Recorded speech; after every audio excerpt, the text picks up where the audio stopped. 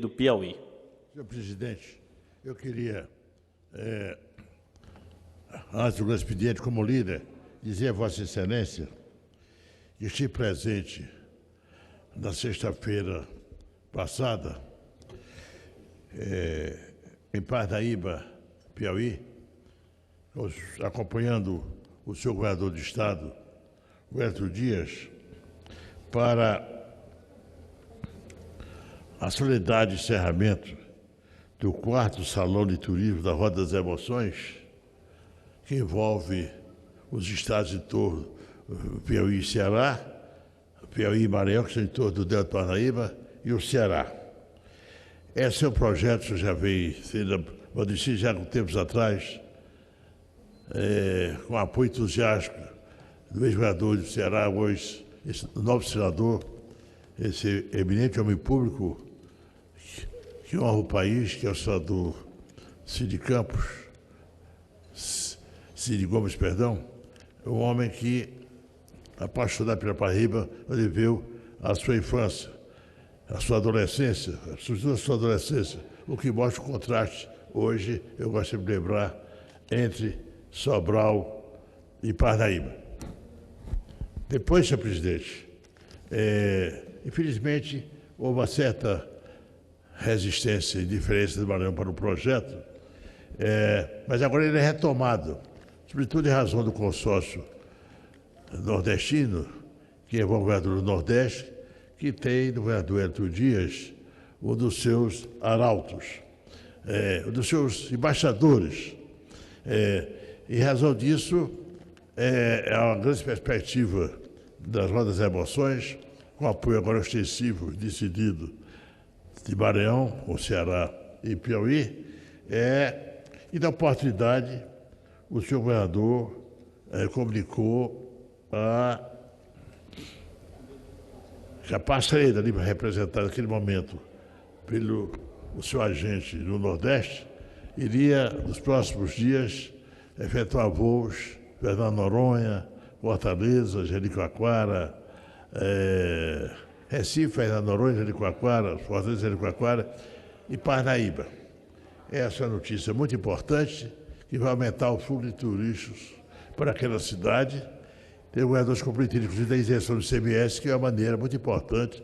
de se atrair o turismo para a região. A parceria de uma boa companhia de aviação, já viajei com elas 4, 5 vezes no trecho Barreiras, Brasília tem voo diário, uma cidade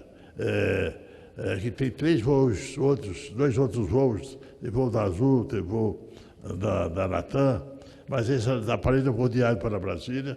um bom tratamento a bordo, um avião confortável, melhor do que algumas companhias comerciais tradicionais do país. Essa é uma boa vitória, uma boa notícia para a Paraíba da governadora Wellington Dias, que também comunicou que recente viajou ao governador do Nordeste, várias perspectivas se abriram para o Nordeste, ressaltar que o seu governador foi intermediário do pedido dos próprios governadores para que o governo federal tivesse a presença de um diplomata nessas tratativas da Europa, sem perspectiva de Geraldo Ramos, esse nobre e digno secretário de governo do presidente da República, esteve no próprio Itamaraty, pedindo apoio do diplomata por essa missão transcendental para o futuro do consórcio nordestino. É para usar o nosso governador Wellington Dias exatamente por essa sensibilidade política dele, essa perspicácia de tentar, de certa maneira, amainar, superar eventuais conflitos, eventuais discordâncias entre governadores, o governador do Nordeste e o senhor presidente da República. É um papel muito importante desenvolvido pelo nosso governador Wellington Dias. Queria aqui depois, senhor presidente, dizer que no mesmo dia, na sexta-feira passada, portanto, dia 29 de novembro, estive na cidade de Pedro II, o governador, além de entregar a obra de saneamento básico da cidade, de esgoto sanitário da cidade, com a presença do prefeito Alvimar Martins, participou da inauguração do fórum daquela cidade, tem o nome Tomás Jair Leão, foi desembargador no Piauí, casado com a tia do saudoso grande deputado Emílio Brandão, o maior deputado da história do Piauí de todos os tempos. E, ao mesmo tempo, esse fórum teve o nome do desembargador e contou com a presença do senhor presidente da Justiça do Estado, desembargador Sebastião Martins, e de mais outros desembargadores, Filho da Terra, Filho da Terra, do Olímpio Galvão, um dos mais entusiastas pela ocasião desse fórum na sua cidade natal, o vereador Ilo e vários outros vereadores, o vereador Pedro Macedo, presidente do Tribunal Regional do Estado, contou com a presença do grande vereador federal, que honra o Piauí pela sua probidade moral e intelectual, Carlos Augusto Brandão, conhecido como Caíto, uma figura admirada e respeitada em todo o Brasil, todos os que labutam com a Justiça Federal neste país. Também na presença o seu prefeito municipal, Alvar Martins, o deputado Wilson Brandão, representante da Ordem dos Advogados do Brasil. Uma bela solidariedade, senhor presidente, na inauguração do Fórum Tomás de Arelhão, em Pedro II. Em Pedro II, a cidade vocacionada para a magistratura, pois que Tomás, além do desembargador Tomás de Arelhão, várias pessoas foram desembargadores, filhos daquela terra, o desembargador Adolfo Uchoa, como Álvaro Brandão, pai do nosso grande Carlos Augusto Brandão, o meu eminente amigo, o desembargador Luiz Gonzaga Brandão, também filho daquela terra, e atualmente Olímpio Galvão, e o seu primeiro magistrado, digamos assim, desembargador, foi a figura histórica de Hamilton Mourão, avô do atual presidente da República, General Hamilton Mourão, posto que naquela época nós sabemos que tinha praticamente duas escolas de direito no Brasil, era Recife e São Paulo. Se procurava, à luz do dia, a busca por advogados de direito era uma busca do Brasil inteiro. E essas grandes figuras humanas se deslocavam por várias partes do país. Tem um exemplo, por exemplo, do pai de Evangelista Silva, que foi lá para Araós, dos confins do Maranhão, e seu filho, Evangelista, nasceu em Paraíba, porque não tinha médico, exatamente, Araós, até que atravessar o rio, para que ele fosse gestado pela sua mãe lá em Parnaíba. Esse é um exemplo da importância que esses homens eram disputados, esses grandes bacharéis de Recife, em São Paulo. Basta dizer que um dos protagonistas da independência do Brasil, do Piauí, o grande doutor João Deus de Silva, que foi juiz de direito, era vereador também em Parnaíba, o intelectual, que ao lado de Simplício Dias, esse grande baluarte da independência, da independência do Piauí, em apoio à independência do Brasil, razões que foi aqui o caso comentado. Esse era um grande jurista, era filho do Pará, paraense, diplomado na Escola do Recife, e foi depois o grande parlamentar da Assembleia Geral do Império Brasileiro, atuando decididamente até em oposição aos governos majoritários, ao governo majoritário de sua majestade, o imperador Pedro I. Portanto, senhor presidente, Hamilton Mourão foi convocado para ser juiz no Amazonas, lá terminou sendo presidente da Justiça, por mais de uma vez, um homem estudioso, preparado. A cidade tem um nome homenageando a rua com o seu nome, mas aqui a sugestão que eu dou ao prefeito da cidade, meu amigo Alvar Martins, é que seja erigido um busto em homenagem a Hamilton Mourão, que isso é um orgulho para Pedro II, um homem desse porte que sai de Pedro II, vai, em razão do seu diploma em bastante direito, que era uma das coisas mais raríssimas do Brasil de então, se desloca para o Amazonas, se destaca no Amazonas, presidência do Tribunal de Justiça, e lá onde nasceu seu filho, e depois general do Exército, que deslocou para estudar no Rio Grande do Sul, onde nasceu lá o nosso grande vice-presidente da República, Hamilton Mourão, que é um homem que orgulha as Forças Armadas, e orgulha a postura ética, nome público brasileiro. Não é o caso que resolvi escrever essa figura de Abílio Barão, precisa ser melhor estudado, melhor pesquisado, para se realçar esse homem excepcional, que orgulha o Piauí. E no começo do século, iluminou o nosso Estado com seu saber, mas que, infelizmente, as circunstâncias o obrigaram a iluminar a história da magistratura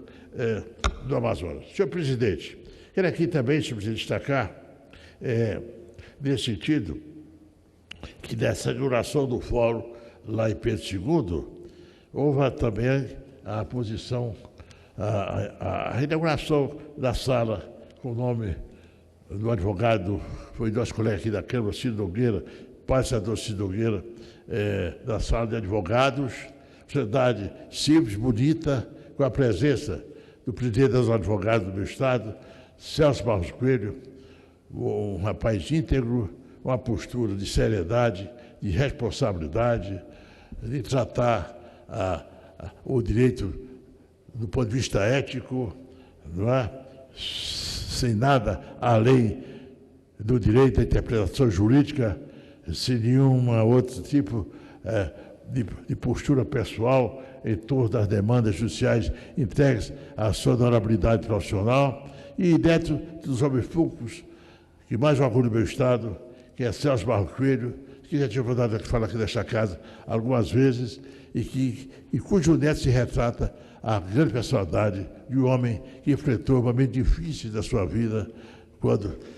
dos acontecimentos que surgiram no Brasil a partir de 1964. Senhor presidente, quero também nessa oportunidade aqui destacar um belo artigo desse grande economista brasileiro, que é Edmar Baixa. Edmar Baixa, como sabemos, eu tive a oportunidade de conhecê-lo quando professor do Departamento de Economia da Universidade de Brasília, na época que eu lá também era professor da Escola de Direito, estudioso, boa seriedade, recém-chegado de formação acadêmica nos Estados Unidos, e no seu artigo no Globo, senhor presidente, no dia 3 de dezembro, sobre o título de liberalismo tropical, ele faz uma advertência muito interessante, dizendo, em outras palavras, não há como arguir que a abertura comercial deve ser feita apenas depois da redução do custo do Brasil. Ele diz assim, em reunião com o representante da indústria química, o ministro Paulo Guedes disse que não vamos soltar a indústria estrangeira em cima da indústria nacional antes de nós simplificarmos os impostos. É uma abertura gradual e vai ser feita em cima de energia barata e custos de logística mais baratos. Nesse sentido, é a preocupação exatamente desse eminente, desse culto economista, Edmar Baixa, quando ele diz assim, concluindo seu artigo, além de outras várias considerações, cuja transcrição peço a Vossa Excelência a utilizar neste momento. Diz ele, postergar a abertura apenas favorece a defesa dos interesses de empresas que são incapazes de competir e que subsistem porque podem impunemente explorar os brasileiros com seus produtos caros e de baixa qualidade. Tal é a realidade de nosso liberalismo tropical. Senhor presidente, esse é o artigo que devia estar na mesa de todos os públicos deste país, do próprio presidente da República, dos seus ministros, dos parlamentares, que é realmente o homem, um dos responsáveis pelo plano real. Homem modesto, simples, íntegro, homem que honra o pensamento econômico brasileiro, que é de baixo. Esse artigo realmente, eu tenho certeza que o eminente economista Paulo Guedes, que se perdeu o timing das reformas, eu tenho certeza que em 2 anos o país será outro, tal impacto que as suas sugestões, suas ideias, seus projetos de reforma ocasionarão neste país. Portanto, nesse sentido, é a transcrição que eu peço a Vossa Excelência do grande e belo artigo de Edmar Baixa a respeito da abertura econômica que o ministro Paulo Guedes vem introduzir no Brasil e que não pode ser interrompido por nenhum fator, senhor presidente, sob pena de deixar a perder o time do momento em que vive o Brasil e o mundo, para evitar problemas como aconteceu no Chile, cuja reforma não foi aprofundada, se torna reforma administrativa, que é essencial para a refundação do Estado brasileiro, dá outra dimensão ao país. O Estado brasileiro é um dos mais burocratizados do mundo, começa de toda a burocracia espanhola. Se nós não reformarmos o estrutura administrativa do Estado, tendo a coragem de definir quem é realmente servidor do Estado, judiciário, diplomacia e forças armadas, nós não teremos condições de enfrentar os grandes desafios, os grandes gargalos que a tecnologia vem impondo aos povos como desafio fundamental de sobrevivência, progresso, desenvolvimento econômico e social. Senhor presidente, eu queria ir aqui, por último, dizer que tive o privilégio, senhor presidente, de estar presente na solenidade de homenagem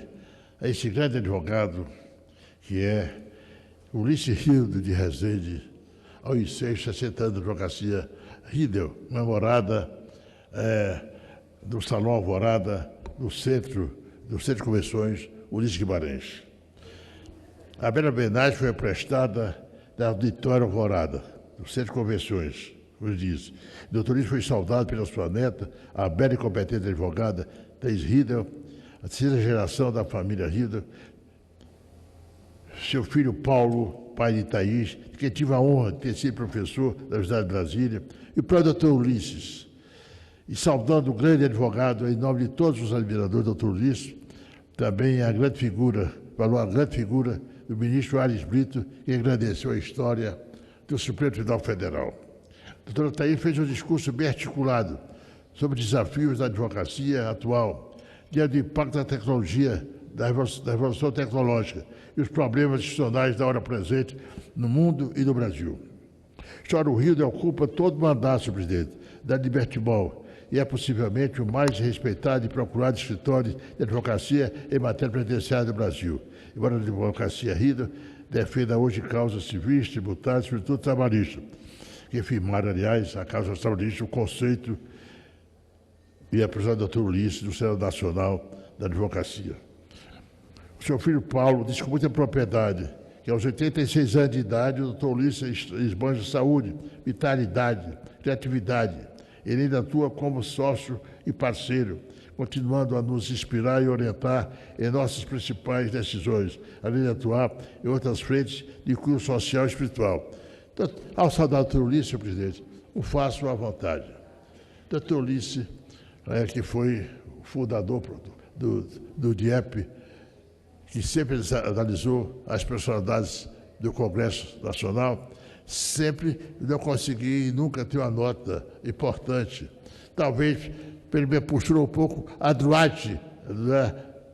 da sua visão filosófica do mundo. Mas isso não impede meu respeito e admiração pela sua competência. Foi o primeiro a sustentação oral, quando tive o nosso trabalho, escrevi para Brasília, foi feito pelo doutor Ulisses Riedel, em 1971. Então, é uma história bonita, acima de eventuais diferenças ideológicas. Tem uma grande vivência, uma grande sensibilidade ecológica, é humanismo por natureza. Seu discurso foi uma peça linda.